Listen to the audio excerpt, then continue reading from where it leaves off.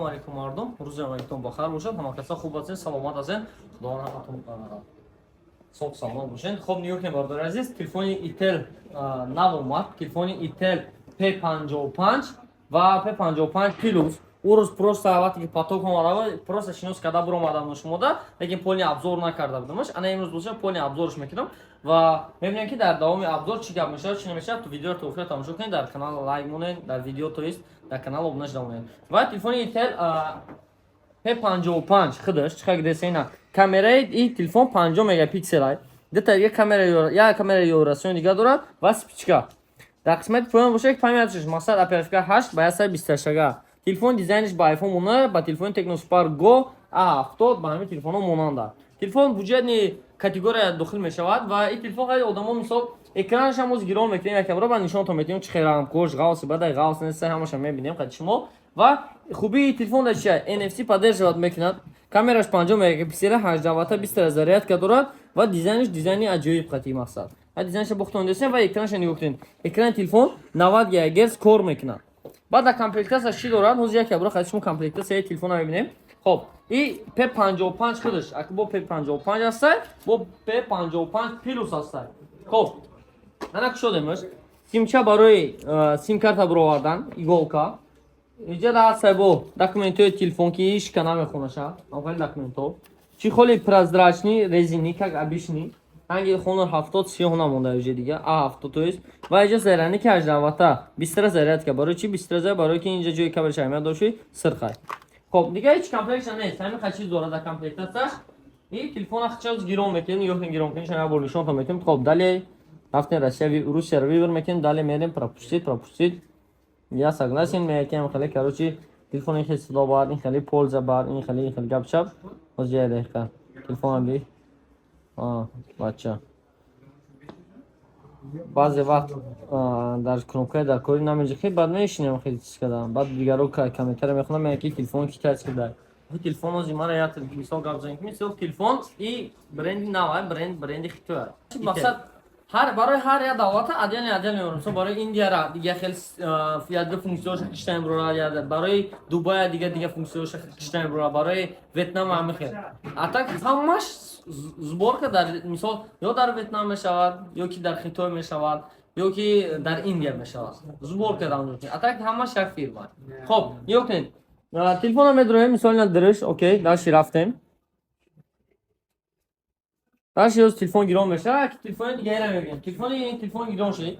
Аҳа. Ё кунед, чтобы ки экранаш баландтар мекунем як тиша, что шумо вид наша, тофтеса экранаш. Нормально шуд. Хоб, ан ё кунед телефон бинен.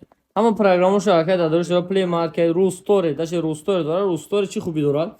Хубии Rustore ҳамин ки дар ин программа шумо метавонед ки бемалол Сбербанк ва масалан Тинькофф, Альфа ва дигар банкҳое ки дар Play Market ҳозир ҳаракат нестанд, айҷа скача карда гирифтанатон мумкин аст.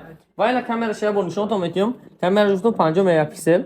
Ина дромадем камераш, ина бо режим подробный, HD Ultra. Вообще ина качество камераша бинен. На я бор камераша мегирам. Телефона ина камераша сурат гирифтем, шумо я бор аҳамият битем ки чӣ камера гирифт. Так. Ина. Сурат гирифтаги ма аҳамият битем ки чӣ сурат гирифтаса. Ва нархи телефон агар бинем 128 9,500 рублай, 256 бошад 10,500 рублай. Телефони Itel P55 агар ки дар кор бошад бемалол заказ кардан мегирад, рақамҳо дар рӯи экран. Ва ҳамин рақамҳо ҳатман муроҷиат кардан мегиред. Ва телефони дуюмги мо бошад телефони Itel P55 NFC дорад. Дизайниш бошад ана дар рӯи коробка маълум шуда 45 ватта, 20 зарядка дорад, 90 ГГц экран дорад. Телефонро мекушоем. Хубии телефон нисбат ба дигар моделш ҳамин аст ки ин телефон 90 ГГц экран дорад, и ишо 45 ватта, 20 зарядка ки тез заряд медаги вазнониш дорад. Дар комплект чихоли прозрачный, документҳои телефон 45 ватта, 20 зарядка. Дига ҳеҷ надорад, ки телефон хача мебинем. Телефон хача чихак десен дар рӯш пленка задагай, дизайнш ҳам нисбат ба вай дизайн хеле фарқ мекунад. Ина дизайн мебинем, обычный пластик задагай, матви ида боша глянсовый рамка задагай. Ва кнопка дизайн ҳамаш як хел. Дар қисмати поён ҷои калонкаошам нигоҳ кунед, калонка ҷои зармаш Type-C. Дизайн ҳар як хел. Сотои сим-картаошам. Ва ҳозир мебинем ки иша гиром мекунем, чӣ кор мекунам. خب این از این تلفنش هم گرام میکنیم. اگر که شما در دستافka تلفن در کنش فرق ندارد رقم اکران بودگی در مراجعه میکنین. دستافka به همه شهرهای روسیه را داریم. با تاجیکستان نیز دستافka هست. تاجیکستان به همه شهرهاش روان میکنه. اگر که شما مسکو دا باشین مسکو تو مترو را دستافka میکنیم. مسکو داخل روسیه دستافka 300 روبل مترو خطی تو مترو را پشت روسیه 300 روبل. اگر که تاجیکستان داخل کنید تاجیکستان 700 روبل میرواد. درو این تلفن از گرام میکنیم و میبینیم چخیل نسترویجش میکنیم. همه شوزی 1 2 3. خب اینا تلفن چه که گرام کرده میشه نسترویجش جوری که فونش باگاتی بدنش نشون دسه فون تلفن. خب اینا فونش یکی کامرای تلفن هم با فکرم خطا نکنم. اگر کامرای تلفن هم چنده کامرای تلفن 5 مگاپیکسل کامرای تلفن هم 5 مگاپیکسل بود و اصلا کامرای 5 مگاپیکسل لازم نیوکنیم. این اصلا کامرای تلفن نه اصلا فلاگ تو دیشتن سوال گیرم. خب سوال گرفتیمش. خب اینا با هو بتین صورت اختون چه رنگا رو چه تقسیم کرده چه اپریل کرده اما شش مود وید نه یا اونجا که این نرخ تلفن باشه در مغازه ما 11000 روبل 11000 روبل چی خصوصیت داره نسبت با P55 پلوس خوبیش در میاد که P55 پلوس 20000 کم میگیره.